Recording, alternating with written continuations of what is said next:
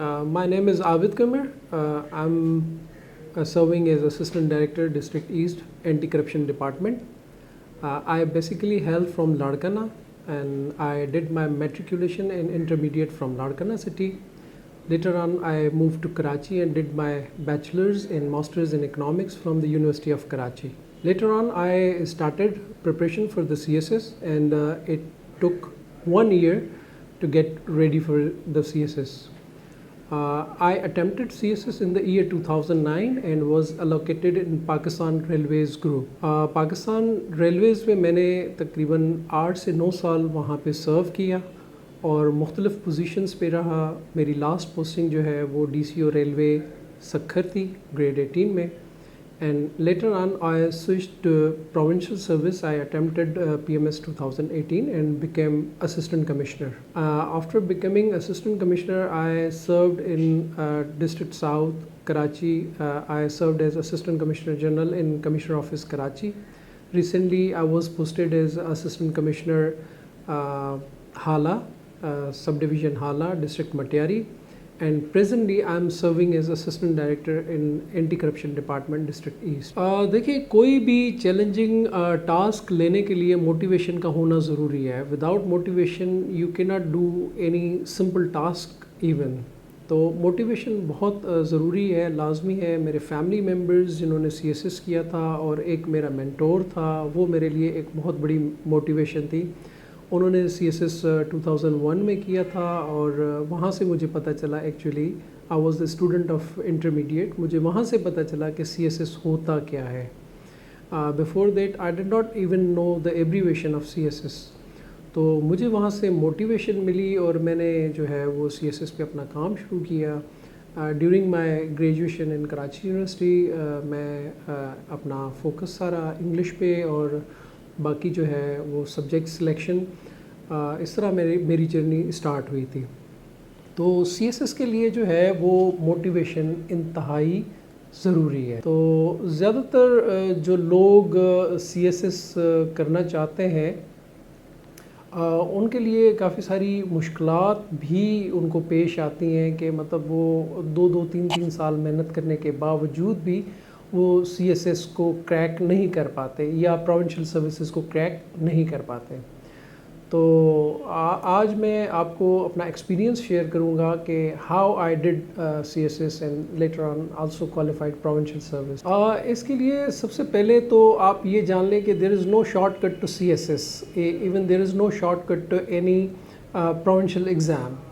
मेहनत बड़ी ज़रूरी है, कमिटमेंट और उसके साथ इंस्पिरेशन किसी से लेना ज़रूरी है. कोई भी आप ज़िंदगी में काम करें उसके लिए आपको जो है एक गाइड की ज़रूरत पड़ती है. गाइड होना चाहिए. Without guide you can not even drive car, motorcycle, you can not do anything without guide.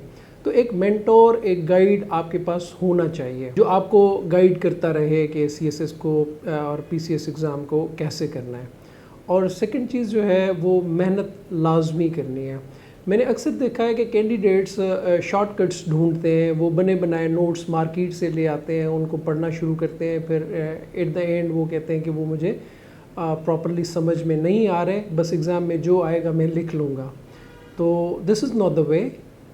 You have to prepare your own notes.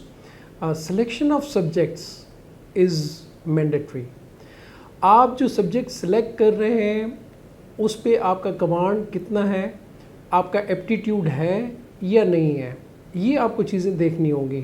किसी की सजेशन पे कोई सब्जेक्ट नहीं लेना. जैसे फॉर एग्जांपल अगर कोई इंजीनियर आपको कहता है कि फ़िज़िक्स स्कोरिंग सब्जेक्ट है, आप फ़िज़िक्स रख लें. You have to check whether you have aptitude, whether you have ability to crack physics और नॉट. तो सब्जेक्ट सिलेक्शन बड़ा रोल प्ले करती है. आप इसमें सब्जेक्ट ज़्यादातर वही सिलेक्ट करें जो आपके एप्टीट्यूड के मुताबिक हो, आपकी डिग्री से रिलेटेड हो. अब जैसे मैंने सब्जेक्ट्स रखे थे, मैं ज़्यादातर लोगों को रिकमेंड करता हूँ कि सोशल साइंसेस जो है वो हमारे लिए उनको क्रैक करना, उसमें अच्छे नंबर लेना ईजी है, बजाय कि आप mathematics, physics, biology, chemistry, zoology इस तरह के टेक्निकल सब्जेक्ट्स की तरफ जाएँ. बेहतर है कि आप सोशियोलॉजी, जर्नलिज़म, क्रिमिनोलॉजी जो है, पब्लिक एडमिनिस्ट्रेशन, इस तरह के सब्जेक्ट्स रखें. اگر آپ کی لینگویج مدر لینگویج چاہے وہ پنجابی ہے، سندھی ہے، پشتو ہے، it gives you good score. آپ اس میں 80s 90s میں بھی نمبر لے سکتے ہیں. تو جو سبجیکٹس جس پہ آپ کی کمانڈ ہو اس طرح کے سبجیکٹ سلیکٹ کریں. کینڈیڈیٹ سے سب سے بڑی غلطی کہاں پہ ہوتی ہے؟ وہ ہوتی ہے کہ انگلش. اب میں کہتا ہوں کہ آپ کے سی ایس ایس کے یا پروونشل ایگزام کے سارے سبجیکٹس ایک طرف اور انگلش جو ہے وہ دوسری طرف. انگلش پہ آپ کو بہت زیادہ محنت کرنے کی ضرورت ہے. میں بھی جب سی ایس ایس کی تیاری کر رہا تھا تو ہم لاہور گئے تھے وہاں پہ اسٹڈی کرنے کے لیے، کیونکہ یہاں پہ اتنی اکیڈمیز 2008 کے دوران نہیں تھی کراچی میں، تو لاہور جانا پڑا. اور جب میں نے اپنا فرسٹ 8 ایسے لکھا تھا تو اس میں کچھ گرامیٹیکل اور کچھ اسپیلنگ مسٹیکس بھی تھی.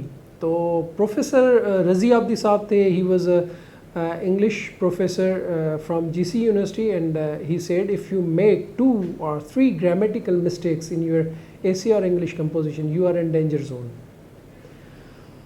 وہ جو آپ کا چیکر ہے پیپر کا، اس کے پاس اتنا ٹائم ہی نہیں ہوتا، وہ آپ کے ایک پیج سے اسیس کر لیتا ہے کہ آپ کی انگلش کیسی ہے، آپ کا پوٹینشیل کیا ہے، اور وہ اس کاپی کو زیادہ ٹائم نہیں دیتا جس میں آپ سمپل گرامیٹیکل مسٹیکس کرتے ہیں یا اسپیلنگ مسٹیکس کرتے ہیں جو کہ ہم سے ہوتی تھی.